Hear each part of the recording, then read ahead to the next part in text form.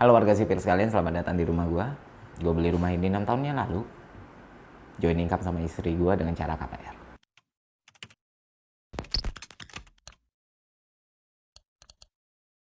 Ya, dan setelah 6 tahun akhirnya rumah ini tersentuh renovasi, Pak. Dan hasilnya, wow. Lihat aja sendiri. Keren ya, arsi ya. Oke, tapi kali ini kita nggak bakal ngomong soal itu.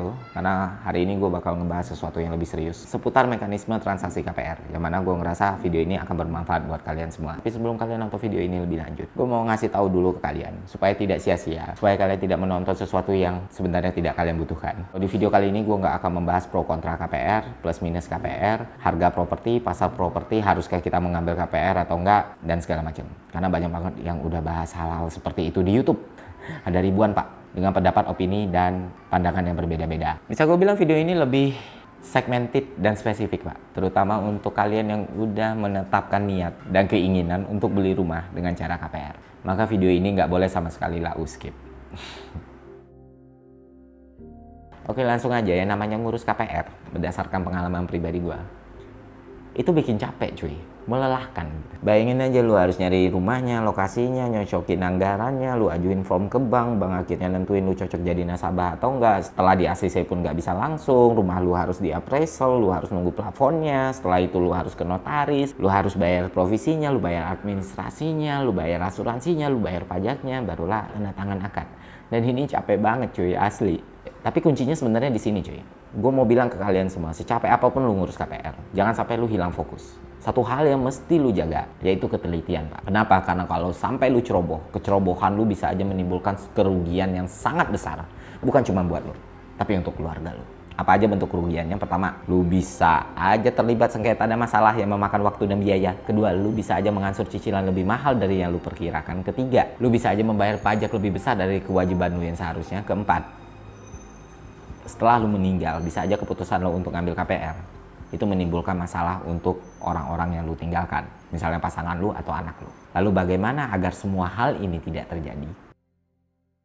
Pertama, lu harus paham kalau rumah itu berdiri di atas tanah, dan tanah itu ada sertifikatnya, Pak. Nah, kalau untuk hunian biasanya ada 3 macam sertifikat gitu. Yang pertama SHM, yang kedua HGB, ketiga GIRIK. SHM itu sertifikat hak milik, kekuatan hukumnya paling kuat, paling mengikat, paling GG lah gitu. Lu punya kewenangan penuh dalam mengelola tanah dan bangunan yang lu miliki. Nah, kalau lu punya HGB, lu punya kewenangan penuh untuk bangunannya, tapi untuk tanahnya lu harus perpanjang dalam periode tertentu, Pak. 30 tahun, 20 tahun, 20 tahun gitu. Nah, kalau GIRIK ini sebenarnya bukan sertifikat, tapi kayak lembar bukti bayar pajaknya untuk menandai kepemilikan seseorang. Nah, kurang lebih kayak gitulah. Dan biasanya berlaku untuk tanah-tanah bekas adat gitu. Dan kekuatan hukumnya lemah. Jadi, mana yang lu harus pilih? Ya jelas SHM. Bukan berarti HGB atau GIRIK itu pasti bermasalah, enggak. Cuman ya lebih repot, iya. Soalnya kalau lu beli GIRIK, artinya lu kan harus naikin statusnya lagi. Kalau HGB berarti 20 tahun lu harus ada kewajiban lagi. Tapi kalau SHM kelar di situ, Pak. Nah, di sini yang sering jadi masalah. Orang tergiur beli rumah, sertifikatnya masih GIRIK tapi harganya lebih murah, atau tergiur ada makelar yang bilang, "Oh, nanti dibantu ini, ngurus sertifikatnya cepat kok, murah kok, gue kenal orang dalam bla bla bla." Pas sudah transaksi orangnya kabur. Pas sudah transaksi ada yang klaim gitu. Itu banyak banget yang kayak gitu. Makanya kalau lu orang awam, orang biasa aja, orang yang beli rumah untuk dihuni ya bukan untuk bisnis, ya pilihlah SHM.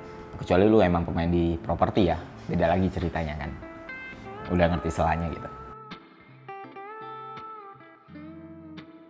Lu kan tahu namanya KPR itu produknya bank. Dan variasi produknya macam-macam, promonya juga macam-macam. Pertama yang lu harus tanamkan di otak lu adalah jangan sampai terlalu gampang tergiur dengan yang namanya promo. Setiap promo itu lu harus kumpulin, Pak. Lu komparasiin satu-satu dari satu bank ke bank yang lain. Lalu lu hitung sendiri mana yang lebih menguntungkan buat lu. Sabar aja, santai aja gitu. Misalnya lu ngelihat promo dari bank A, promo dari bank B, promo dari bank C, dari bank D gitu. Lu harus kalkulasikan berapa sih sebenarnya besaran biaya yang lu harus keluarkan sampai angsurannya selesai. Nah, itu kan sebenarnya bisa dihitung sendiri. Misalnya nih, lu mau beli rumah harga jualnya 720 juta, terus lu udah nyiapin DP 30% ya kan. Nah, jadi ya 720 juta kali 30% berapa itu ya? 216 juta.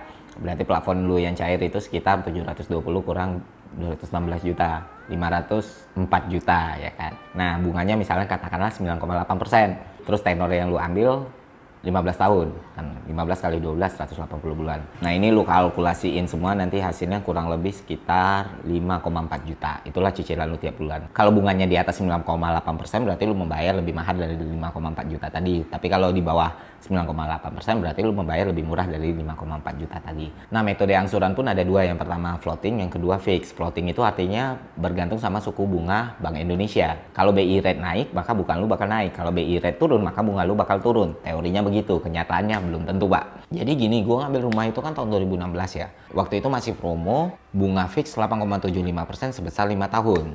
Dan waktu itu BI rate itu ada di angka 6,5% sampai 7,5%, katakanlah 7% ya. Dan berapa cicilan yang harus gue bayar waktu itu? Ya nilainya sekitar 3,6 juta. Nah waktu 2021 ini kan gue udah masuk masa floating.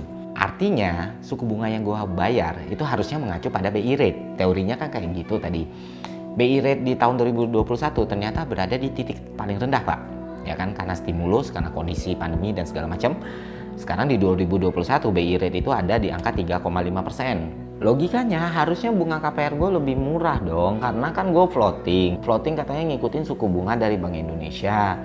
Tapi kenyataannya enggak pak, gue justru dalam 8 bulan terakhir itu membayar lebih mahal, berkisar di angka 4,3 juta sampai 4,6 juta. Simpelnya bank yang ngasih gue bunga KPR-nya itu gak benar-benar ngikutin penurunan suku bunga acuan dari Bank Indonesia.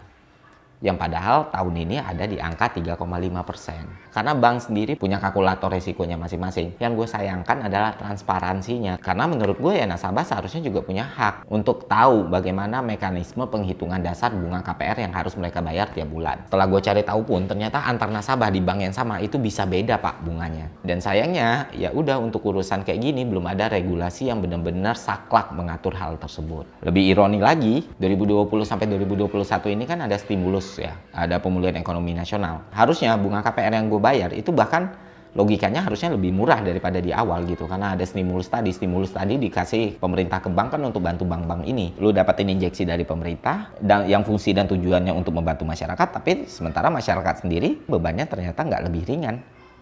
Itu kan jadi ironi sebenarnya. Nah inilah gue minta semoga Bank Indonesia lebih ketat mengawasi hal-hal seperti ini pak. Nah intinya ketika misalnya lu mau ngambil rumah tahun ini dan lu dikasih pilihan harus ngambil bunga yang floating atau flat, gue bisa bilang ya carilah bank yang bisa memberikan penawaran bunga fix dalam jangka waktu yang panjang. Udah ada bank yang ngasih 10 tahun gitu bunga fix, yang mana bunganya cuma ada di angka 9,3%. Seenggaknya ini lebih terukur cuy. Jadi jangan gampang kemakan, gue ngambil floating karena pada akhirnya ngikut BI rate. Kalau BI rate-nya turun gue pasti cicil lebih murah. Yang gue rasain dalam setahun terakhir nggak kayak gitu.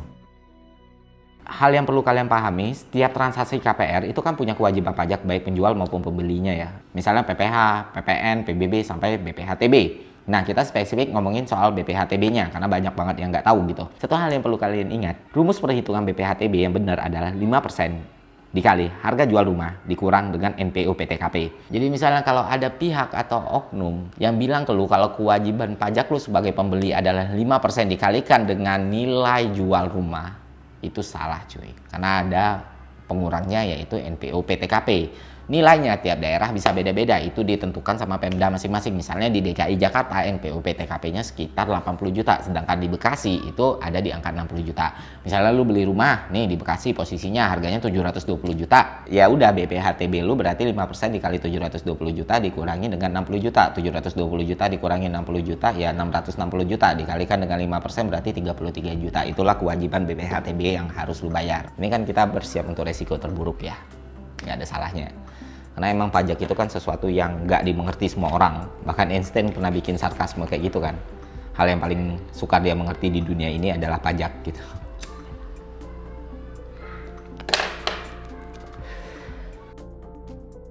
Nah ini yang paling penting banget, apalagi untuk lo yang ngajuin KPR dengan cara joint income. Joint income itu berarti lo ngegabungin pendapatan lo sama pasangan lo, sama suami lo atau sama istri lo gitu. Nah ketika tanda tangan akad, kita kan punya kewajiban untuk bayar asuransi ya. Kenapa kita wajib bayar asuransi? Supaya banknya nggak kehilangan uang pak, minjamin lu duit. Makanya kewajibannya asuransi kebakaran sama asuransi jiwa gitu. Problemnya adalah banyak orang yang nggak paham masalah mekanisme asuransi ini.